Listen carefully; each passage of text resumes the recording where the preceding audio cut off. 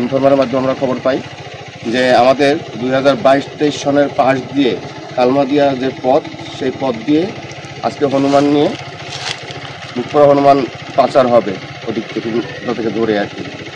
তো সেই তথ্যের ভিত্তিতে আমি আমার সহকর্মী এবং স্থানীয় সচেতন কিছু জনগণ নিয়ে আমার বিট অফিস থেকে প্রায় 8-10 কিলোমিটার দূরে সেখানে যাই রাত্রে গভীরে, এবং পুরো এলাকা ঘিরে ফেলি এবং কোথাও কিছু মানুষের আনাগোনা না পেয়ে আমরা ব্যাপকভাবে তল্লাশি চালাই এবং এক জায়গায় দেখতে পাই যে বস্তায় ভর্তি 2টি মুখপুরা হনুমান এক জায়গায় রাখা আছে।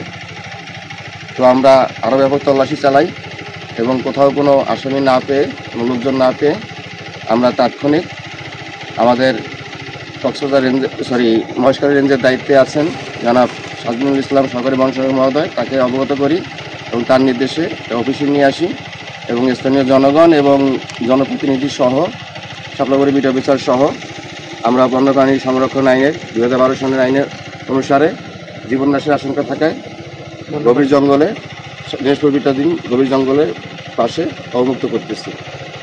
ব্যাপারটি এটুকুই। আমরা কোনো আসামি ধৃত বা শনাক্ত করতে পারি নাই, কারণ আমরা এখানে পৌঁছার আগেই আসামি সরে পড়েছে।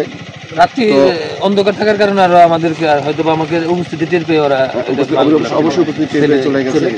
তো আমরা এই ব্যাপারে অনেক আগে থেকেই সচেতন ছিলাম, সচেতন থাকার কারণেই আমরা খবর পেয়েছিলাম। তো আমাদের সচেতনতা এবং আমাদের টহল আরও জোরদার করব ইনশাআল্লাহ। যারা এই ধরনের কাজের সাথে জড়িত আছেন, আপনাদের মাধ্যমে অনেকে এখানে যারা আছেন সবার মাধ্যমে জানাতে চাই যে এটা মারাত্মক ধরনের একটি বন অপরাধ, বন্যপ্রাণী পাচার।